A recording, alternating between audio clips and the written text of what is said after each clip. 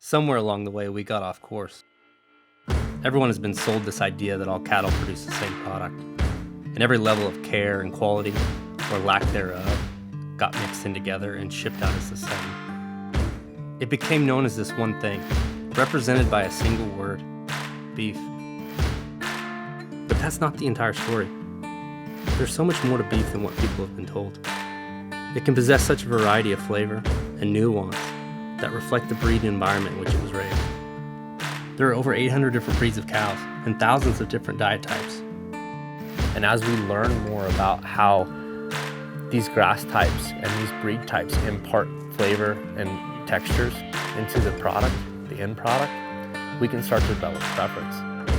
The wine industry offered us visibility, which allowed us to appreciate the difference between wines. If they had taken the same approach that the beef industry had, we would only experience these variations by chance, not by choice. We're bringing a shift, and it all starts at the ranches. They are the only ones who know every detail about each animal they have raised. These are the families who have cared for and created quality. They can tell you the breed, what the cows eat, and the geography they live in, all of which influence the flavor and texture of beef. So, we are cutting out the middleman and reestablishing a relationship with the source. Something I've always wanted to do. I think it goes back, like I said, 100 years ago when my great-great-grandfather started ranching. I think it's something that's in your blood. My son, he's my right-hand man, you know. It's definitely a family operation. The high desert, it can be harsh, but at the same time, on a good year, and even this year, the grasses up there are so hardy and so high in protein that our cattle grow good. They're good cattle, and they're desirable. You look out there and you're like, there's no green grass out there. There is, you know, and the cows will find it. It's tougher for cattle to run in the mountains as high as these are because we go up to timberline.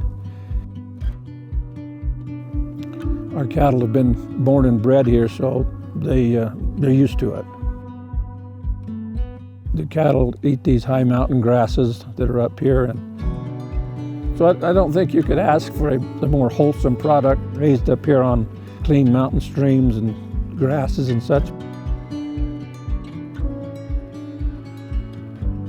We gather the cattle and calve them out and do everything ourselves. We don't have any employees. It's all just done with the family.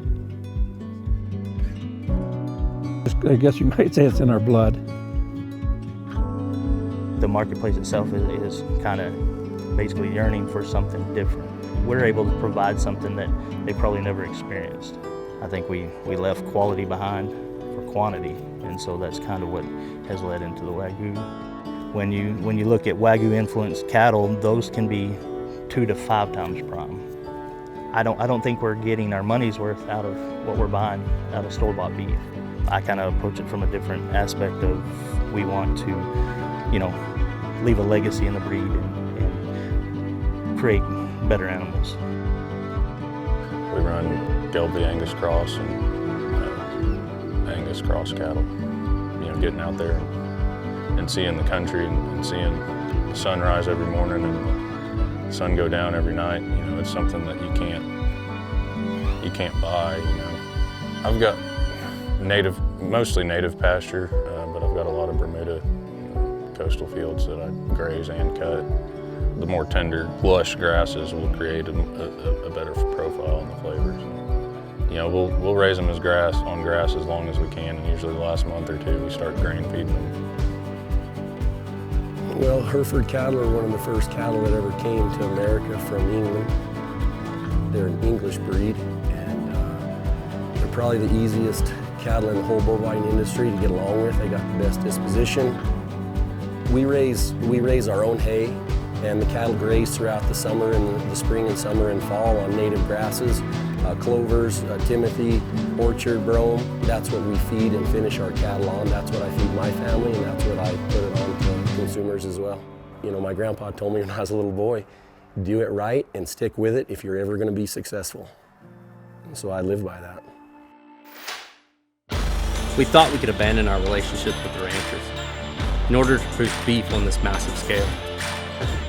But quality and visibility got lost. We're bringing transparency back to the beef industry.